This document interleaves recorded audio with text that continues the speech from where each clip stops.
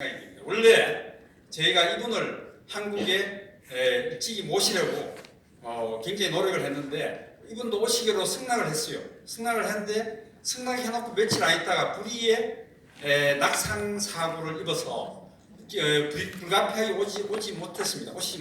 그래서 그분 그 점을 아쉬워하면서 대신 이렇게 동영상으로 저희가 축사 말씀을 모시게 됐습니다. 부탁드립니다. 뜨거운 박수만 해주십시오. I want to start today by congratulating the organizers of this symposium on citizens' assemblies and also to congratulate all of you who are participating. I served as an elected representative in public life in Canada for 27 years as Mayor of Vancouver, as Premier of the province, and as High Commissioner to the United Kingdom. While I was Premier, one of the most significant and I think one of the real highlights of my 10 years as Premier of the province of British Columbia was the Citizens' Assembly. It was a significant effort to include people in one of the most fundamental questions that we have in open democratic societies. How do we elect our representatives? In British Columbia in 1996, I was in opposition when the election came around, and my party got more percentage of the vote, more popular vote, than the party who eventually became government. Needless to say, a number of my supporters were very upset about that. My position was those were the rules when we ran, we have to be satisfied with them. But my supporters weren't satisfied.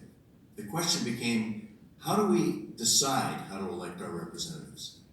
And that was one of the fundamental principles that we had as we looked at the issue in front of us. We wanted to reconnect trust between people and their public institutions.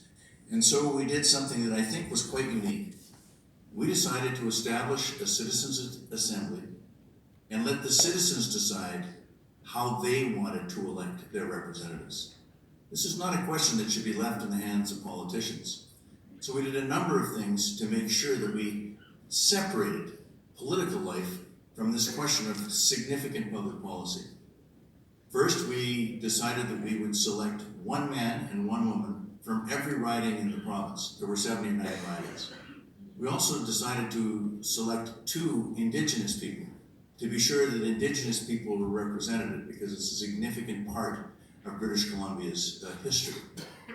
And as we did that, we decided that no politicians could be selected. The selection was done as it was done for a jury. We actually sent out 15,000 invitations to people to be part of the Citizens' Assembly. We asked them if they wanted to do the work. And so the first phase was to send out those invitations. The second phase was to have people who responded to come in and hear about how much work was involved in actually dealing with these questions. There was a lot of learning, there was a lot of information they had to gather, and we had our confidence placed in that assembly. We did not interfere politically at all in the assembly. We appointed a chair, former president of Simon Fraser University, Jack Blaney, a man who was known for his ability to bring consensus from diverse groups. Mr. Blaney went. We had literally thousands of invitations go out. Almost 2,000 people responded to the invitation, and once they'd come and they'd heard about how much work was involved, that it was necessary to do the homework, be away from home for weekends, and understand that this was a significant thing. There was a $150 per diem for people. We had daycare provided for people who required it. We wanted to be sure this was a unique and a really independent group of citizens. So there were 160 members of the assembly.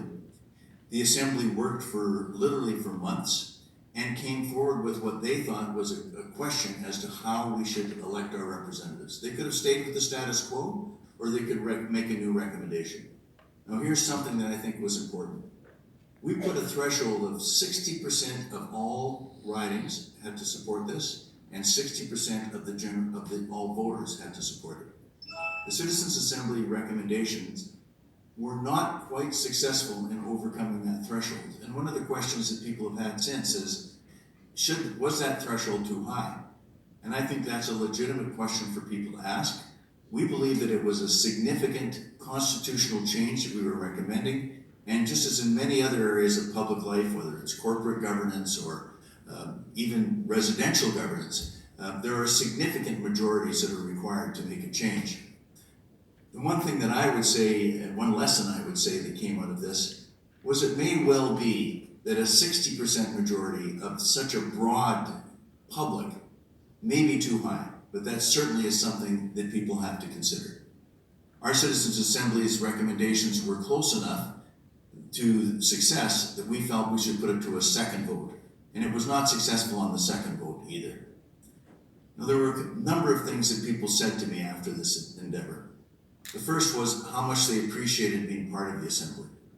The second thing to recognize was virtually all of the participants said it was critically important that there were just as many men as women in the Assembly, and that there was broad geographic diversity as well as a fairly significant demographic diversity in the Assembly. That was all established, and you can read about that in many of the academic papers that have been made. But I would say two things specifically about the Assembly for your consideration. First is I think we should recognize that citizens are absolutely capable of making these decisions. So some people in politics say, well, they don't understand and it's too sophisticated, it's too difficult. That is incorrect. Our Citizens Assembly did really excellent work, and the critical component of that was they were trusted. They were trusted by the citizens of British Columbia that they were doing the job that they had to do without political interference. In fact, we were very clear in the selection process that if you were involved in politics, if you were involved in elected politics at the federal, provincial, local level, you were not allowed to be part of the Citizens Assembly. That's how important that independence was and that citizen focus was. I believe our Citizens Assembly was a critically innovative response to a public policy need. I think we need today to reestablish our trust between our elected representatives and those that they represent. We need to re-engage citizens and incorporate their ideas and their thoughts into our public policy discussion beyond politics so that we reach for even higher goals and even greater consensus amongst our public. It's not an easy job being a part of an open democratic society. Democracies are not a spectator sport. It requires involvement, engagement, and hopefully through that involvement and engagement, we build enlightenment and even better public decisions. I think our Citizens Assembly in British Columbia took significant steps to try to bridge the gap between the public and those who are supposed to serve them in elected office. I hope during your deliberations, you will find the same level of excitement, enthusiasm, and innovation that we found in British Columbia. And I wish you nothing but the best as you examine the opportunities that Citizens Assemblies present. Thank you.